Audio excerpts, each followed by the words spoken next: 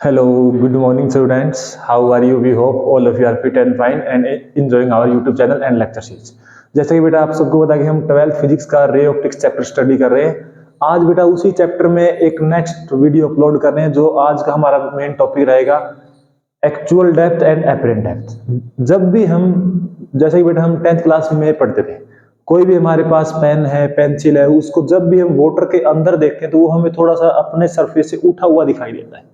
वही आज हम स्टडी करने वाले हैं कि ऐसा क्यों होता है और कितनी हाइट पर मींस एक्चुअल डेप्थ कितना है और हमें कितने डेप्थ पे वो दिखाई देता है, वो सब आज स्टडी करें। ठीक है, तो सबसे पहले फिगर बनाते हैं। जैसे ये हमारे पास वाटर का टैंक है, ये हमारे पास क्या है बेटा, वाटर का tank. A tank which is filled with water, means इस टैंक में हमने पानी भरा हुआ है। टैंक में पानी भरा हुआ है, पानी मल्टी कलर कर देते हैं।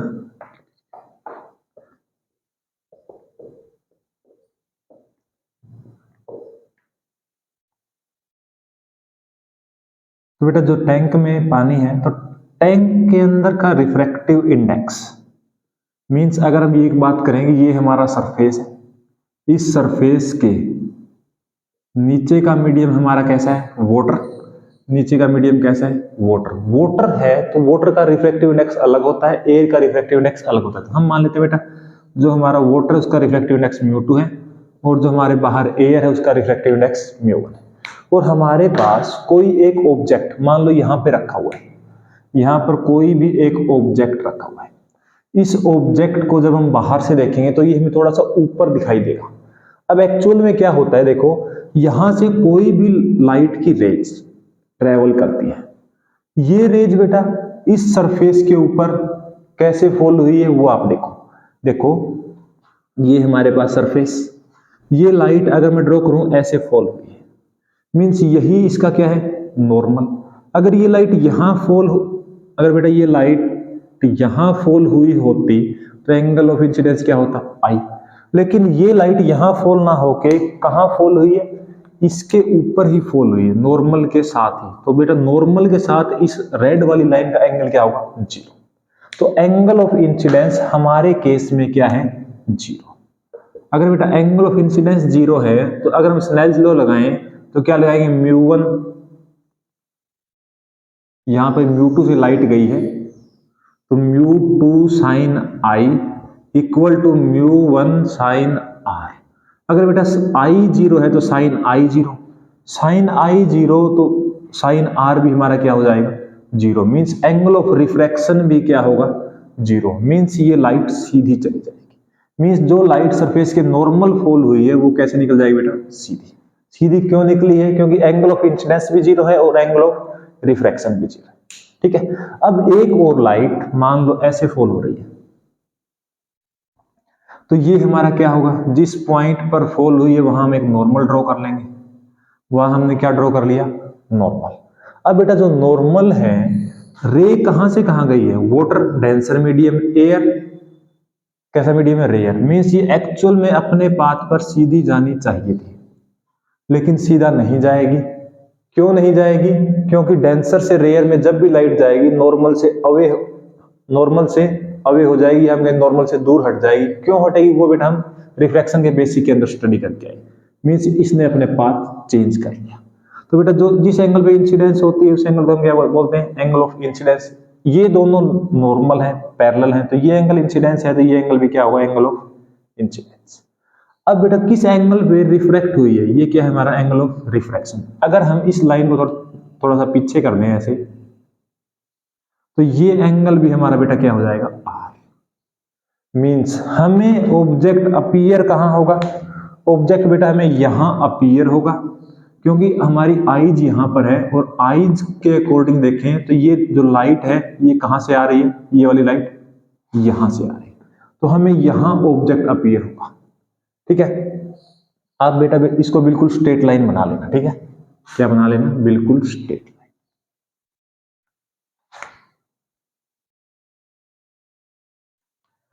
क्लियर। अब एक चीज देखो, एक्चुअल में ये क्या है, ऑब्जेक्ट अपीयर, तो इसको हम बोलेंगे बेटा अपीयरेंट डेप्थ, कितनी डेप्थ हमें अपीयर हो रही है।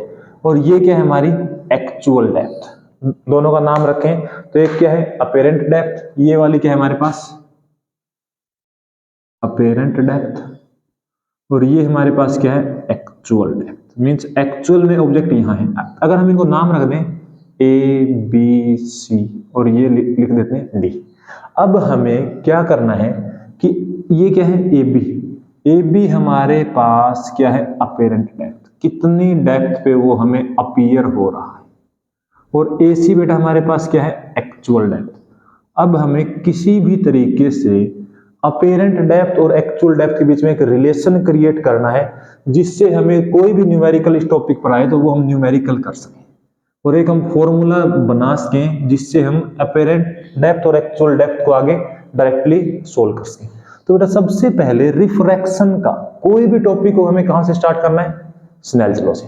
तो इस पॉइंट पर अगर हम स्नेल्स लॉ लगाएं तो by Snell's law, Snell's law के अकॉर्डिंग बेटा ऊपर का रिफ्रैक्टिव इंडेक्स म्यू1 एंगल क्या बन रहा है आर, तो हमारा क्या हो जाएगा म्यू1 साइन आर इक्वल टू किसके होता है दूसरे मीडियम का रिफ्रैक्टिव इंडेक्स म्यू2, और उसमें कौन सा एंगल बन रहा है साइन आई। बेटा एक्चुअल में तो ये एंगल बने आर और आई, ये तो हमने दिखाया है कि हाँ ये लाइट इसको यहां से पैरेलल आती हुई दिखाई दे रही, तो ये एंगल आर है तो ये भी आर होगा। एक्चुअल में आई और आर ये, तो यहां से अगर मैं म्यू1 बाई म्यू2 कर देते हैं, म्यू1 बाई म्यू2, म्यू2 को इस साइड ले आए तो उस साइड बेटा क्या रहेगा साइन आई बाई में साइन आर। अब हमें साइन आई और साइन आर की वैल्यूज रखनी है। साइन आई और साइन आर बेटा हम इजीली निकाल सकते हैं, 10th मैथमेटिक्स में हम पढ़ कर आए हैं ट्रिग्नोमेट्री। तो साइन क्या होता है perpendicular by base, perpendicular by hypotenuse, sorry perpendicular by hypotenuse. अब साइन आई, आई बेटा इस ट्रायंगल में, आई क्या है इस बड़े वाले ट्रायंगल में, बड़े वाले ट्रायंगल में ये एंगल है ये 90 है, मींस ये क्या हमारा बेस। परपेंडिकुलर क्या आएगा एडी, परपेंडिकुलर क्या है बेटा एडी बाई में हाइपोटेन्यूज, हाइपोटेन्यूज क्या है सीडी, सीडी।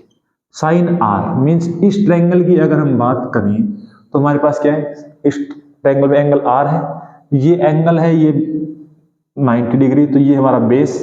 परपेंडिकुलर क्या आएगा एडी बाई में हाइपोटेन्यूज क्या आएगा बीडी, एडी से एडी कट जाएगा बेटा बीडी ऊपर चला जाएगा, तो हमारे पास म्यू1 बाई म्यू2 क्या आ गया बीडी बाई में सीडी। बीडी, बीडी हमारे पास क्या है ये वाली, दूसरे मार्कर से दिखाते हैं आपको, बीडी हमारे पास क्या है ये। हमें बेटा इन दोनों के बीच में रिलेशन मिल गया, इन दोनों लाइंस के बीच में रिलेशन मिल गया। अब एक चीज देखो, जब भी हम देखते हैं तो दो लाइट जिस पॉइंट पे जाके इंटरसेक्ट करती है वहां हमें कोई ऑब्जेक्ट दिखाई देता है। तो अगर बेटा एक तो ये लाइन है और एक ये लाइन है, ये लाइन इंटरसेक्ट, क्या हम दोनों लाइंस को एक नजर में देख पाएंगे? क्या हमारी आंखें इतनी दूर दूर हैं कि हम उन दोनों लाइट को एक साथ देख पाएंगे? नहीं देख पाएंगे। तो हमें क्या करना पड़ेगा, मींस हम कब देख पाएंगे, ये तो लाइट यहां पर है, अगर हमारी आईज मान लो यहां पर हैं हमारी दोनों आंखें, तो बेटा इस रे को बिल्कुल इसके पास में होना पड़ेगा। मींस अगर ये रे इसके बिल्कुल पास में है तो हमारी आंखों के सामने है, तो मींस हमें दोनों लाइट हमारी आंखों से एंटर कर रही है और वापस जा रही है, तो हम उन दोनों को विजुअलाइज कर पाएंगे, वरना एक एक को विजुअलाइज करना पड़ेगा। तो बेटा दोनों को एक साथ विजुअलाइज कब कर पाएंगे, जब हमारे पास angle I is very small.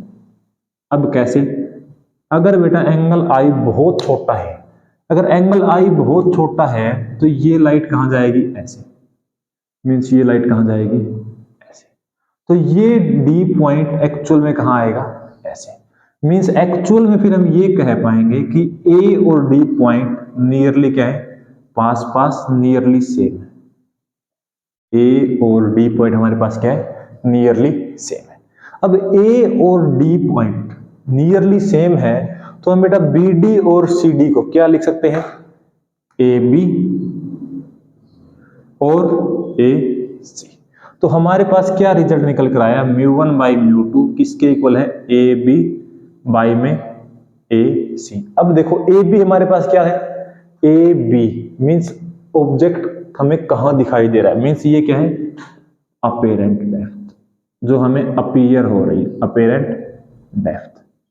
और AC क्या है, एक्चुअल डेप्थ। AC क्या है हमारे पास, एक्चुअल डेप्थ या रियल डेप्थ आप कह सकते हैं। किसके इक्वल है, μ1/μ। तो बेटा ये रिलेशन है जो आपको ध्यान रखना है, इस रिलेशन से अपने न्यूमेरिकल हो जाएंगे, ठीक है।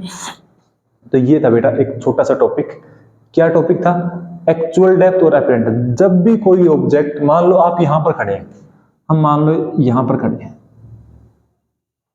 तो हमें इसका सरफेस क्या यही दिखाई देता है, मीन्स जो हमारे पास ये वाटर टैंक है, वाटर टैंक का क्या बेटा बॉटम हमें यही दिखाई देगा, नहीं, बॉटम हमें थोड़ा सा उठा हुआ दिखाई देगा। कितना उठा हुआ दिखाई देगा वो इन दोनों के रिफ्रैक्टिव इंडेक्स पर डिपेंड करेगा, μ1 और μ2 के ऊपर, ठीक है।